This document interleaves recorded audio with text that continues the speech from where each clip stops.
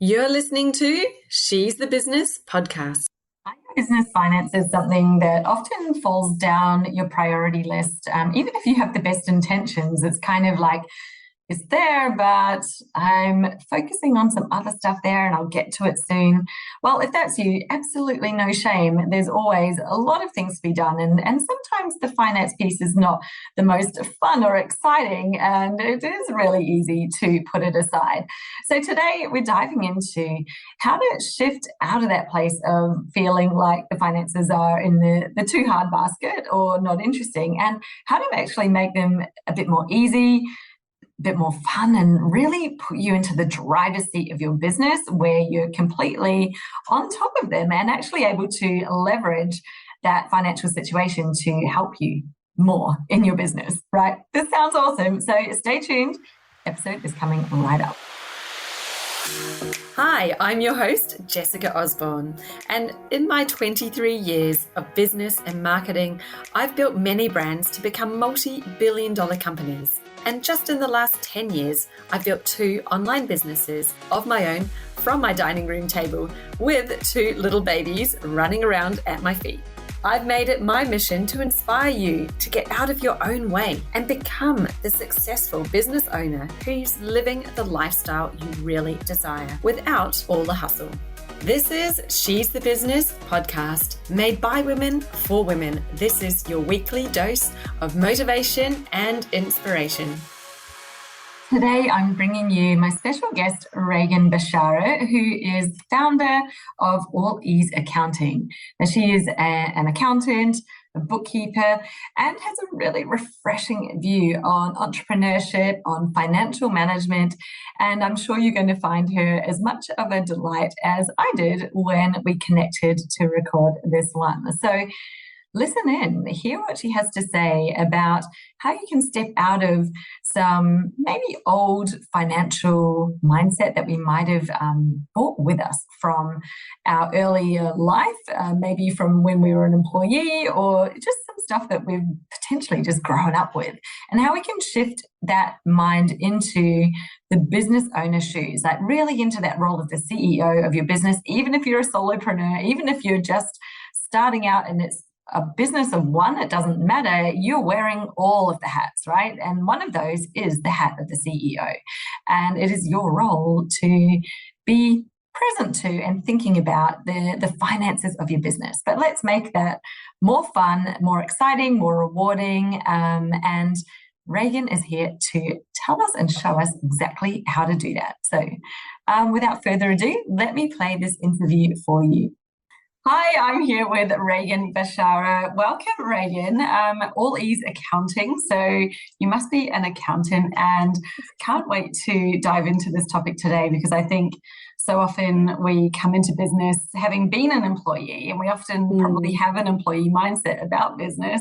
And you're going to help us sort of understand what we really need to be thinking about to be a business owner who's, financially savvy, which is certainly important. So welcome to the podcast. Really keen to chat with you today. Thanks so much for having me on. I'm excited to talk about, yes, I am an accountant. So accounting, bookkeeping, business, finance, just any of those things. Yeah. So good. So let me know a little bit more about your business, aside from it being accounting, bookkeeping and things. Like, who do you serve? What is, your premise for your business? Yeah, so I started my business, which is a virtual bookkeeping firm. I'm based in the United States, and I started in May of 2022. I had worked at an accounting firm for about 7 years since I had graduated from college, and I just really felt like it was time to strike out on my own. I wanted to kind of be more in control of my schedule and how much I make and, who I get to work with, what I get to do. So I opened my virtual bookkeeping firm, and I mainly serve clients who are either just starting up a business and really need kind of that hand-holding from the beginning because they have no idea what to do, how to start, what do they need to do as far as taxes? And then I also help business owners that have been operating a business for a while that are in a little bit of chaos and need that kind of like organization, even though they've been like doing stuff for however long.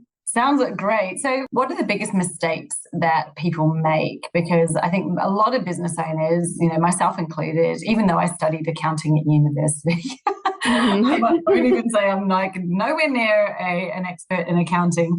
It always baffled me, the balance sheet. I can't get this thing to balance. I'll just add something on the other side. Yeah. But do you think are the biggest mistakes or misconceptions that you see, the entrepreneurs who don't have your background doing when they step into business? Yeah, I actually don't have an accounting degree. I've never taken an accounting class. I have a math and physics degree, and I just like numbers and data. So I got a job working for an accounting firm in college and just decided I liked it, and I wanted to kind of explore that afterwards. So for the folks out there that are running a business and needing to do their own bookkeeping and are like, I just have no idea what I'm doing, I think the biggest mistake is assuming that accounting is like hard or mysterious or like not accessible to everybody. My role that I see in showing up for my clients and like showing up to my audience of like social media following people on my email list is helping make business finances relatable to them, because like you're the one transacting in your business. You're making the money, you're spending the money. You do have a relationship with the transactions, and the client is the authority that I go to find out like how to categorize something. So most people are capable of doing bookkeeping. I think that they make the mistake of assuming that they wouldn't be able to figure it out or like have a system that worked for them. And to that, I say, like, we've all developed some sort of habit. Every one of us gets up and brushes our teeth in the morning, hopefully, like puts on deodorant. Like we can develop the habit of staying financially organized. It is a skill that I think everybody can learn. And the mistake that I see most people make is like not having a system set up from the beginning, and it quickly snowballs out of control. Like it just they get in over their head with the amount of data that they have not kept up with. And then it becomes an insurmountable task, right? So have a system from the beginning, even if it's like shoebox that you put your receipts in, like something to keep your data in one place, keep your information secure and accessible to you. Yeah. I think that's probably one of the things is it can get out of control quickly, especially when you're ignoring it. You're putting it over there in the too hard basket and thinking I'll get to that later. But then it becomes like this giant problem, probably when you get to tax time and you've got to do all of your taxes and going back and trying to remember it. Yeah, I think that's awesome. What if you've already done that? What if you are the person who has no system in place right now and you're like, oh my God, that's me. I have just been thinking, I'll figure that out later. Like that's not a problem for today. It's a problem for another day, which I'm sure happens, right? That otherwise we wouldn't be all relating to this scenario. Yeah. So what do you do? I know. Yeah, it's unfortunate that like so many people do relate to that, but I do think that it is just like not feeling confident, like that self-confidence that people need to at least sit down and try to work out a system. But if you've been doing things for a while and you're like, like I feel in over my head, like I don't feel like I have the resources that I need to keep it organized, I would say like, if you've got a backlog, whether it's a couple months, a couple years, I have people come to me that are like 7 years behind and I'm like, okay, well, we can do this. Like we have your bank statements, like we have the data, we can create a set of bookkeeping.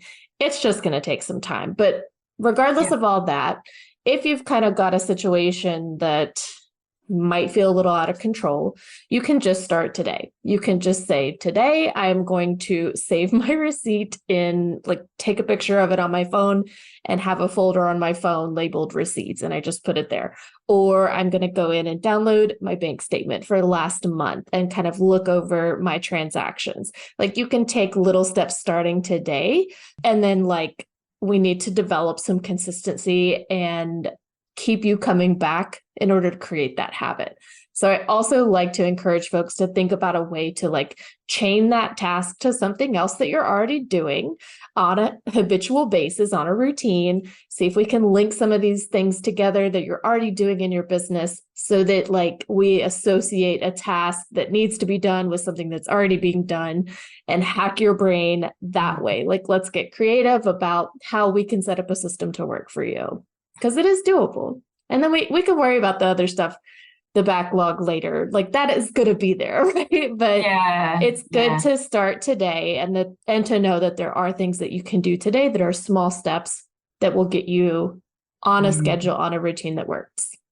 Yeah, absolutely. I love that start today from where you are, because I think once you've got that system, it's probably so much easier to go back into the backlog and then put the things into the system now that you've got it built. So you just kind of want to have a way of managing it that you can start today, which makes a lot of sense. And I think that makes it feel a lot less daunting for someone who maybe isn't doing it. Now, for me, I've shared quite a few times in the past that, the finance piece was something I definitely outsourced as fast as possible because it wasn't my pet love. But, even before I did that, it was the technology, because I knew that if I had to sit down and enter transactions into a spreadsheet, I was going to end up sticking pins into my eyes. I prefer torture. I definitely prefer torture to doing that. And I think it's great because we're in an era and a time of the world where there is so much technology and so much that can be really easily automated. Which I guess if you're new into the game of entrepreneurship, you may not even know that they exist. You might be really used to using Excel spreadsheets for some reason in your previous life, and there's nothing wrong with it. Right. But it's kind of like there is that human error, right, with the spreadsheet. Whereas when you can use some of the technology, it can actually save your time and be automated and just be a bit nicer to use, I think, as well. So what are your go-tos? Like, do you have some tools or things that you generally prefer to use that you recommend to people to make their life easier and kind of make it feel less like they've got to have paper trail or anything like that? If you just hate the idea of a spreadsheet, I mean, don't use that. Like, I want you to use a tool or a resource that you actually do want to use, or at least don't mind using. And you're right, there's like so much automation out there right now that can really help us parse through massive amounts of data. If I have a client come to me that needs a big accounting project done, I'm like, yeah, I can totally handle this because like I have the tools at my disposal. I'm not like sponsored or paid to promote any sort of products by anybody, but I use QuickBooks Online for all of my clients. I use it for my business. I find that they have really cornered the market in the industry for accounting software. There are other accounting software options, and I just tell folks like the bare minimum that you need is to be able to reconcile your accounts. You need to be able to run reports. That's like pretty much it. And all these accounting softwares now are like on the cutting edge of automating things for you. They want you to use their software to make your life easier. And I think QuickBooks Online has gone a long way to help people who do struggle with like the data entry and the task initiation. And so a lot of these softwares now have things that allow us to integrate with a third-party app. If you have like an online store through Squarespace or Wix or Shopify or something, you can connect those platforms to your accounting software usually and automate a lot of that data entry for you. That way, we really don't need to worry about the day-to-day, getting that data in there. You go do what you need to do for your business. The data will be where it needs to be when it's time to sit down and actually look at it. Yeah, I use QuickBooks as well. And, I think it's not the only one. There's definitely quite a few different platforms that do the similar thing. But to me, I was like, oh my goodness, you can just connect up your bank account or your Stripe account or your PayPal to the software. It like automatically brings in all of the transactions. Yes, please. It's so nice. And it's an accountant's dream, to be quite honest. Easy for you, easy for me. It's great. Yeah. It is so good. And I think that you're right. It just, really helps because all you've got to do is categorize them. And then there's so many cool things like you can set up a rule because if there's something that comes in, regularly, then you can have rules that already deal with it. So you don't even have to manually reconcile. Exactly. Right? So, yeah. That. I love setting those things up for clients, like when they come on and I'm like, let's go ahead and get you kind of set up so that like you tell me what this is going to be most of the time. And let me just set up a rule and both of us save some time. I love the rules function. Yeah. Love it. And why not just leverage what we have under our, already we've got these tools. They're there. You might even be using them in business and not using some of the features. But I love anything that's going to save time and get us away from that computer for sure. Yeah. What do you think is another thing that you see people and you'd say, well, that's, you're really in the employee zone because of the way you're thinking about it. And you could, we could reframe or switch to, well, this is how you might change how you're thinking or responding to your finances that would really help you shift into more of that business owner role. I find that people are either of an entrepreneurial mindset in their business where they really have a vision of where they want to go. They're willing to kind of grind through some discomfort up front to be able to build something, from their vision. And then I find the business owners that are just happy to kind of show up and check off the to-do list. And that's like, they wanted to start a business to be self-employed or whatever, but they still just want to show up to a job and do the work and go home. So, and there's nothing wrong with that. But I think that the folks that are of the entrepreneurial mindset, who have a vision, who set goals all the time and who are actively like taking the steps and the action needed to get to those goals, like in a massive way, are not afraid to look at their financial reports. The folks that kind of hide from that data do so because it might be a reflection of like how they operate, like their values and what they might not be doing so great in their business. Like that's not going to get them results the way they're doing things. And then the folks that are willing to be uncomfortable, willing to kind of sit through and grind through like the hard part in the beginning of like setting a goal or even starting a business are the ones that are willing to sit down with me and really dive deep into their reports, really like take an analytical look at the data and use it to get to where they want to be. So I work with clients like all over that spectrum, really. And I love all of them. Like if you just want to show up to work, it's a business that you own, but it's still just work. That's perfectly fine. And like, I'm going to call things to your attention that need your attention, but otherwise they really don't sit down and do an analysis of their data a couple times a year. Like that's really all you need. But the folks that, want to be setting the big goals and like want me to be kind of partnered with them, helping them like step along the way towards that goal are the folks that are like asking me questions about their reports. Like they see something on there and they're like, that doesn't like sound right. Like, can we look at this? And I'm like, yes, please. Like, tell me what doesn't look right to you so that we can investigate that together. Or if they have a goal, like I have one client right now that wants to hire an associate on and then like another employee on their staff. And we took a hard look at the reports and kind of sussed out that maybe they're not ready to do that, even though they really want to. Like their cash flow is probably not going to support that at this time. And I'm like, okay, well, if that's like a next year goal thing, then you have plenty of time to work on that. But like it was disappointing. I mean, she felt disappointed by that kind of realization, but she was willing to take it in and like now she knows what she needs to do to get where she wants to go in her business. So I really appreciate when folks are willing to sit down, look at the data. It's just numbers. It's black and white, right? It's on a piece of paper. Like there's no emotions that we don't create for ourselves. Like it's just numbers. But being willing to kind of face that reflection, it is kind of like holding up a mirror to yourself, like looking at your financial reports and analyzing it and using that to be like, all right, well, that was a tough look, but I know what I need to do now. So I love working with clients like that. Yeah, absolutely.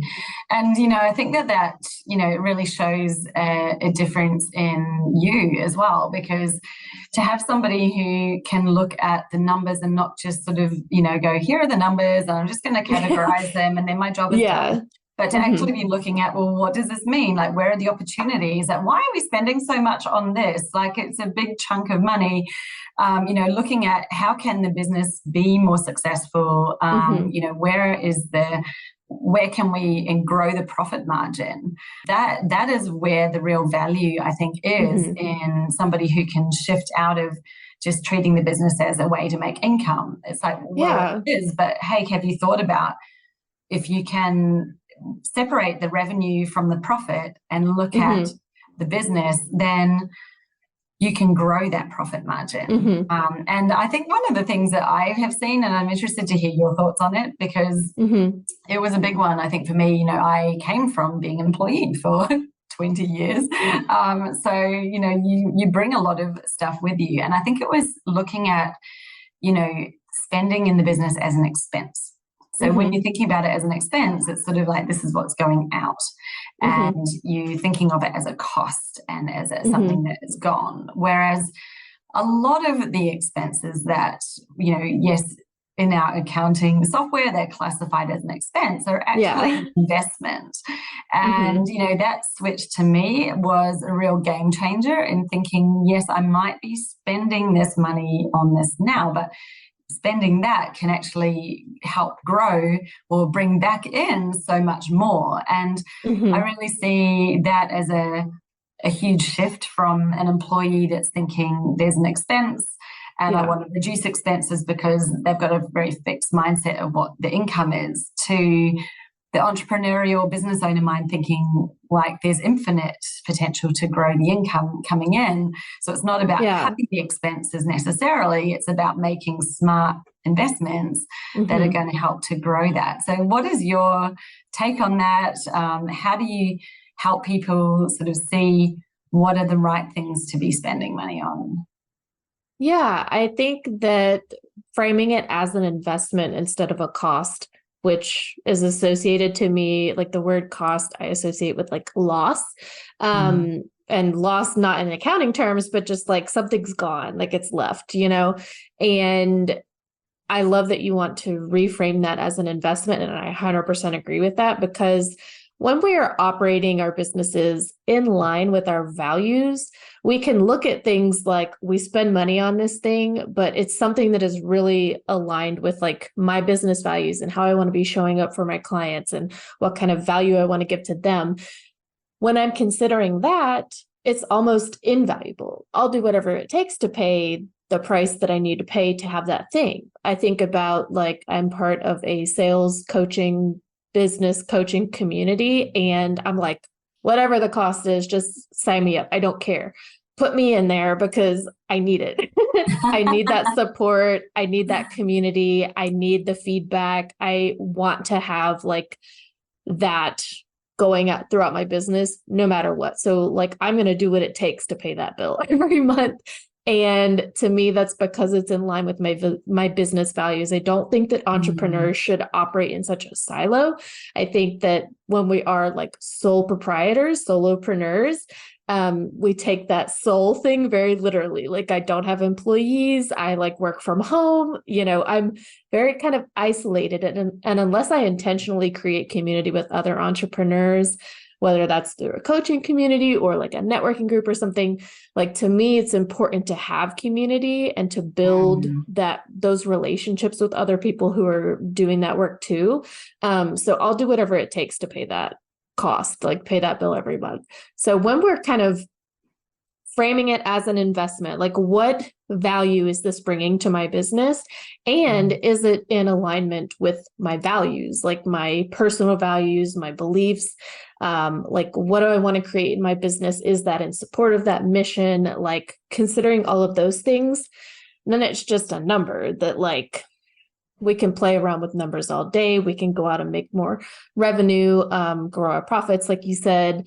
But to me, like, I gotta have a cell phone, I have to have internet, I'm a virtual business, like, I'll do whatever it takes to have those things, those are vital to my business. And so when we're looking at like expenses, and if we are thinking, I'm not really sure that I am getting the value out of that thing, or I don't really see it as like pushing me forward in my mission in my business, then it's okay to say, I'm going to decide not to invest in this anymore. So to me, the investment part of it makes a lot of sense. And also bringing in your business values and mission, like where are you going in your business, and kind of combining all that together. Yeah, I love that. It's so true. And it's like, one of the things you just mentioned was investing in sort of in yourself and being part of this group. It may not have a direct return on investment specifically attached to that outgoing, but the return is coming tenfold because it's helping you to be a better business owner, to be able to engage clients, to actually bring the business in. It's just that it's not, you've got those ones that really have a direct return on investment. Like if you're going to invest in some ads, for example, might invest in ads and know exactly what you've made from those ads, it coming in.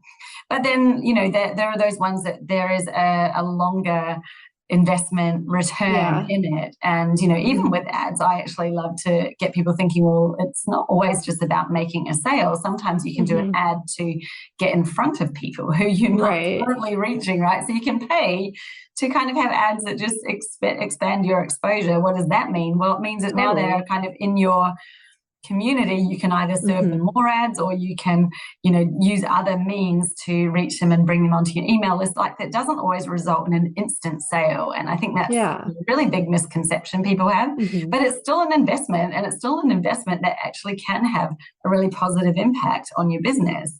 Because, imagine you tried to go out there and be in a room in front of 200,000 people and walk around and kind of show your face to them all. Well, if you can run some Facebook ads that cost less than a cent, like point something of a cent for someone to watch a video of you, and like, you're not selling anything, but they're kind of getting an experience of you. Like that is probably worth it, right? In terms of your time and your energy, it's like not even a cent to do that per person. So you can reach 200,000 people really quickly doing that. And so that's the kind of thing, I think I love to look at in terms of, what is a smart investment, what isn't, like you mentioned before with time saving, is it smart to invest in even things like accounting software? Maybe there's other software that can reduce your time that you're spending, that's taking you away from time that you could be earning. And, if you spend a little bit on a bit of technology, it could actually give you back that time to be earning the money in your business instead.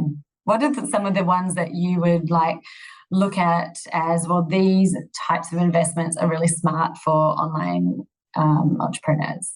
I don't even know that you have to invest a lot of money in having an email campaign marketing system, because like right now I use ConvertKit, and I think I get way more value than like the dollars that I give them. It is invaluable to be able to grow an email kind of subscription list where I can sell to people, but like in between providing value, of course.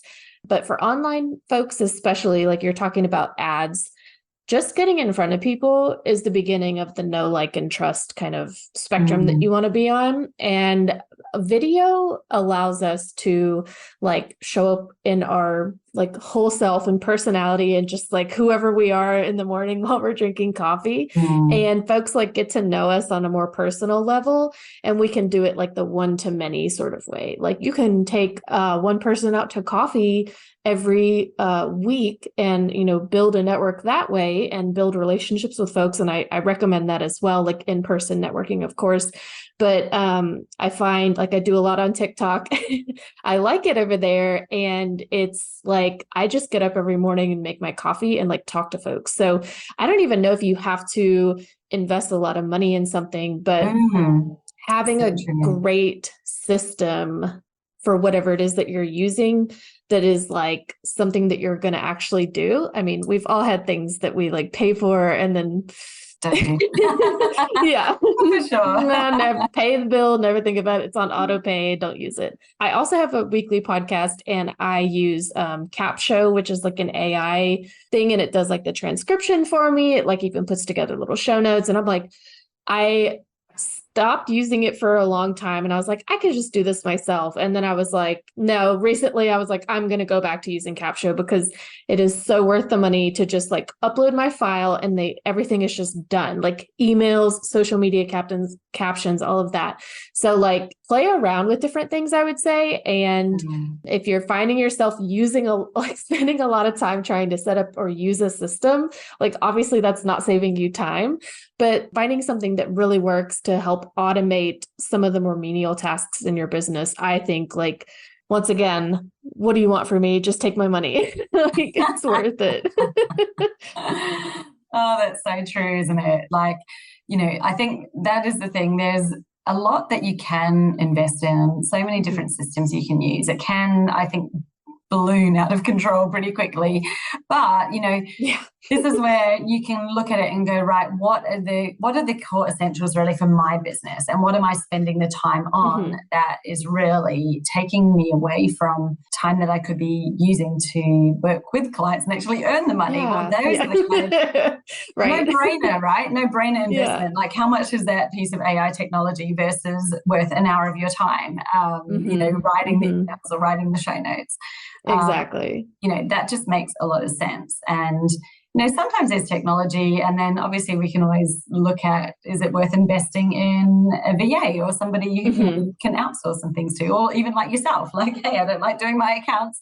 Yeah. And somebody else can actually do that, and you can just look at thoughts and you don't need to worry about it. But you are still prioritizing that thing by investing in it. So it's kind of like, it's not out of sight, out of mind. It's more, that is what I'd call that CEO decision to be like, this is something important, which is why I'm investing in a person and maybe technology to do it. Yeah. Like, we know you can do it all. You don't have to prove that to us, but like, is doing it all really in service to you and then in service to your business and your clients or your customers? I'm getting to the point where I hopefully we'll be able to hire assistants next year, like virtual assistant maybe, because I've already got a list of things and I'm like, I don't need to be doing it's like somebody else can just kind of step in.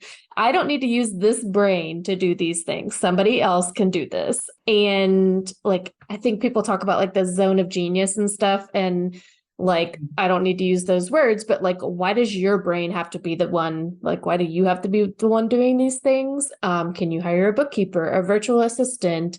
Can you get an AI to create show notes for you? Like, it's the software out there is pretty advanced now. And it's just exploded. Just ask yourself, do I have to be the one doing this? Like, is it me showing up to bring my unique self to this that is like truly in service of my business and my clients and myself?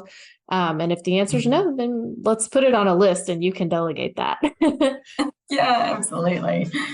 I think that's such a good one, and it just can save you so much time as well. So always loving looking at those time saving things. And yes, I think it's so easy. I think when you're a creative person, and a lot of entrepreneurs are very creative, big picture, big vision thinkers. I think things like finance and accounting can sometimes feel like, oh, that's really not the fun stuff I want to be doing.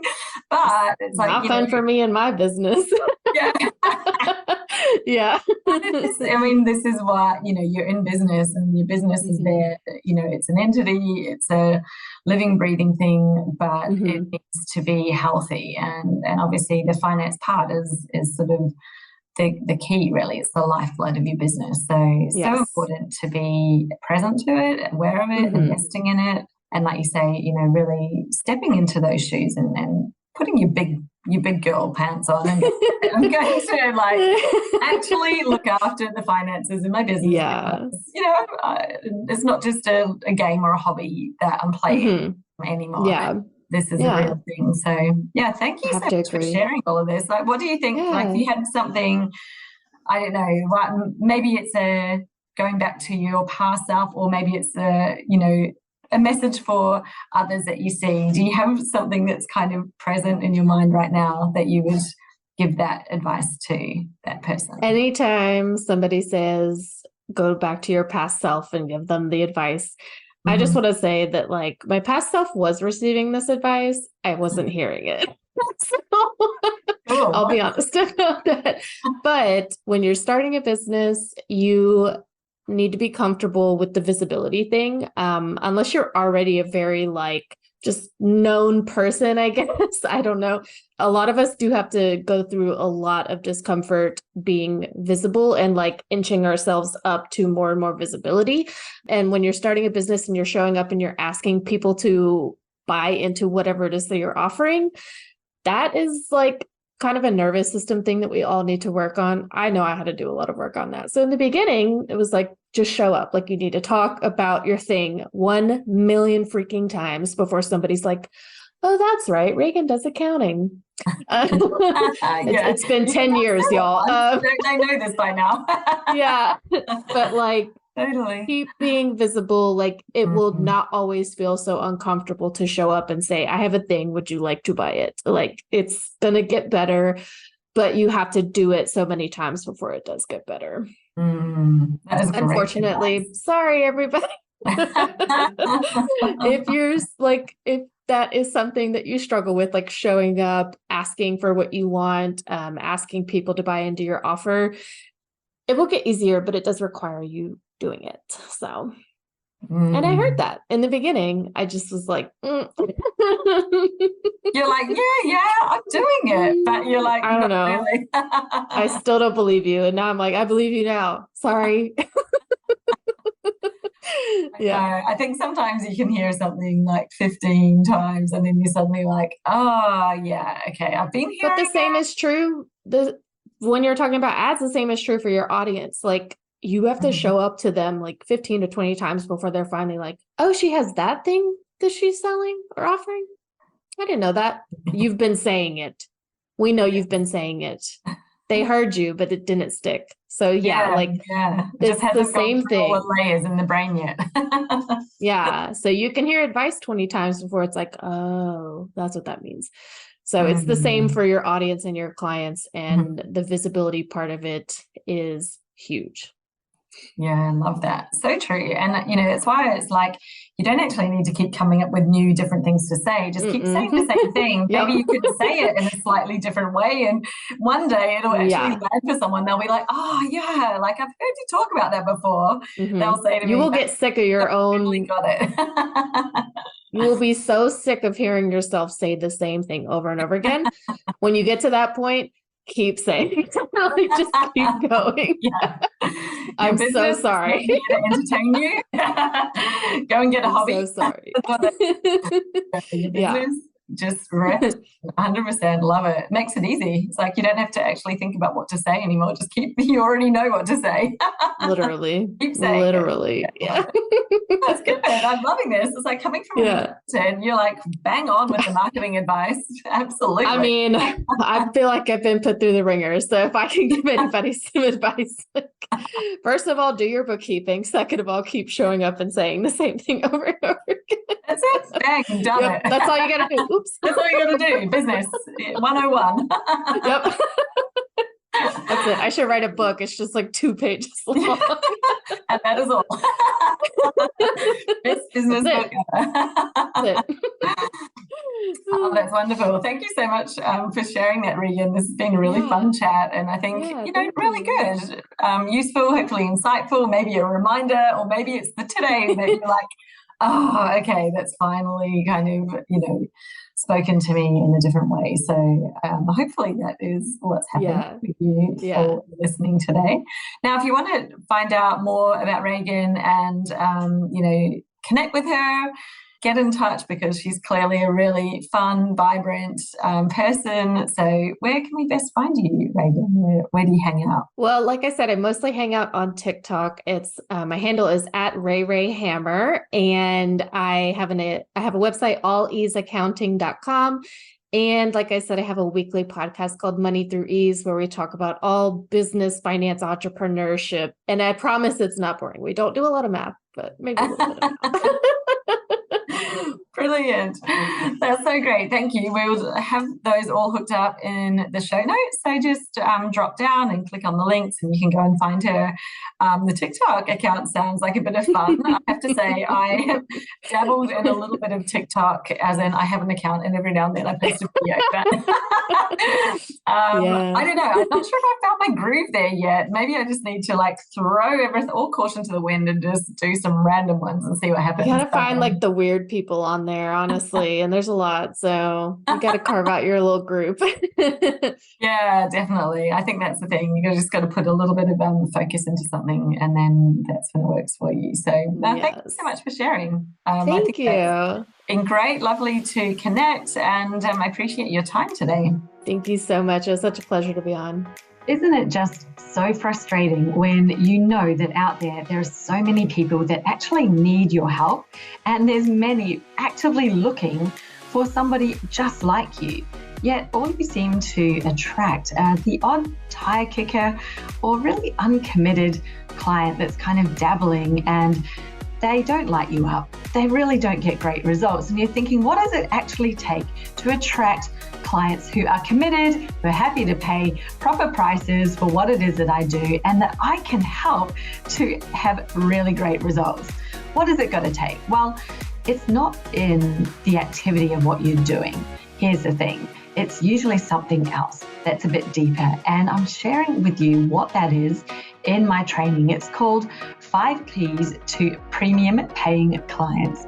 And I'm going to share with you what are these 5 things that you need to have in your strategy so that no matter what tactic or activity you choose to do, it actually works. Like, it works. You attract the right clients, the ones who are ready to work with you, the ones who are ready to pay and sign up. So get yourself over to my website now on jessicaosborne.com/TMF, register for this free class, and let's dive right in. So once again, that's jessicaosborne.com/TMF. And the link is below in the show notes as well. I encourage you to register now, allocate just over an hour of your time, maybe up to an hour and a half, so you can take some notes and really reflect on the things that I share with you in this class. And let's change your year this year. Let's make your business actually turn into your dream business together.